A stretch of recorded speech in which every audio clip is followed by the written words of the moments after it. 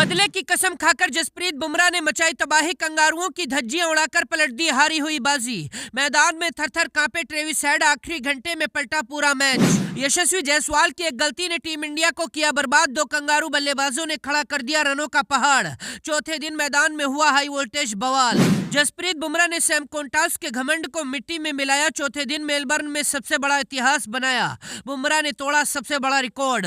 Melbourne के मैदान में चौथे दिन जसप्रीत बुमराह कसम खाकर मैदान में उतरे थे।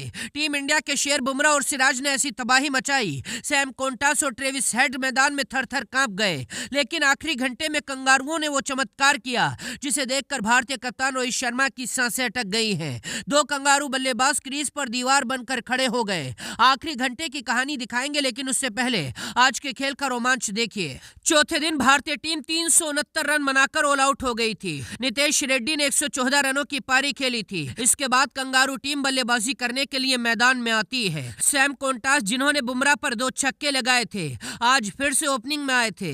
लेकिन आज बुमराह कसम खाकर आए थे सैम कोंटास की गिल्लियां उड़ानी है। बुमराह ने 8 रन के निजी स्कोर पर सैम कोंटास की गिल्लियां उड़ाकर पवेलियन के लिए रवाना कर दिया। इसके बाद बुमराह ने एग्रेसिव होकर जश्न भी मनाया। इसके बाद उस्मान ख्वाजा 21 रन बनाकर सिराज का शिकार बन गए। सिराज ने भी उस्मान ख्वाजा को क्लीन बोल्ड किया था, लेकिन इसके बाद मार्नस लाबुशेन क्रीज पर दीवार बनकर खड़े हो गए। मार्नस लाबुशेन को 3-3 जीवनदान मिले थे। यशस्वी जायसवाल ने 40 रन के स्कोर पर उनका बिल्कुल आसान कैच छोड़ा था, जिसे देखकर रोहित और विराट दोनों गुस्से में आग बबूला हो गए थे। लेकिन अंत में मार्नस लाबुशेन 70 रनों की पारी खेलकर सिराज की गेंद पर एलबीडब्ल्यू आउट हुए। स्टीव स्मिथ भी आज सिराज का ही शिकार बने। 13 रन बनाकर स्मिथ भी पवेलियन चले गए। अब मैदान में आते हैं ट्रेविस हेड। जन्मदिन पर ट्रेविस हेड को बड़ी पारी की उम्मीद थी। दुनिया को लगा था आज जन्मदिन पर ट्रेविस हेड बड़ी पारी खेलकर कंगारुओं की इज्जत को बचाएंगे। लेकिन बुमराह भी बदले की कसम खाकर मैदान में उतरे थे। 2 गेंदें खेलने के बाद ही ट्रेविस हेड को बुमराह ने नितेश रेड्डी के हाथों कैच आउट कराकर पवेलियन लौटा दिया। पूरी टीम झूम उठी।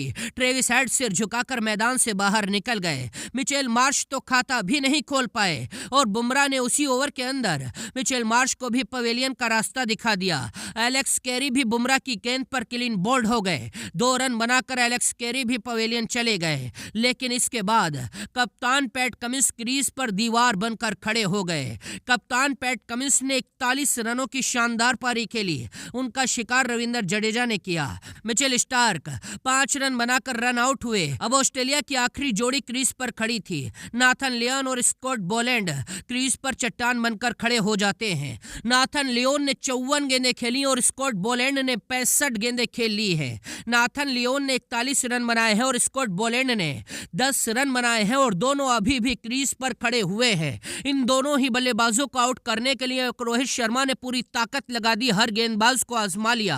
यहां तक कि बुमराह ने भी पूरी जान झोंक दी, लेकिन इन दोनों ही बल्लेबाजों को आउट करने में टीम इंडिया नाकाम हो गई है। ऑस्ट्रेलिया के एक वक्त पर जिस ऑस्ट्रेलिया के 91 रन पर 6 विकेट गिर गए थे, अब उसी ऑस्ट्रेलिया के 228 रन हैं और 9 विकेट गिरे हैं। इस वक्त ऑस्ट्रेलिया ने भारत पर 333 रनों की लीड ले ली है, यानी भारत के सामने बड़ा टारगेट खड़ा कर दिया है। इस मैच में बुमराह ने अपने 200 विकेट पूरे कर लिए। यह आंकड़ा बुमराह ने 44 मैचों में हासिल किया है। इसी के साथ बुमराह टेस्ट में 200 विकेट लेने वाले भारत के सबसे तेज भारतीय गेंदबाज बन गए हैं। बुमराह ने 200 विकेट 19.38 की औसत से लिए हैं और वो टेस्ट क्रिकेट के इतिहास में इतनी कम औसत से 200 विकेट लेने वाले दुनिया के इकलौते गेंदबाज हैं। उनके अलावा किसी का भी औसत 20 से कम नहीं है। खैर, अब 5वें दिन टीम इंडिया के शेर पलटवार करेंगे और आर पार की जंग होगी। आपको क्या लगता है 5वें दिन टीम इंडिया इस मुकाबले को जीत सकती है या नहीं? अपनी राय कमेंट करके बताइए और वीडियो को दोस्तों तक पहुंचाइए।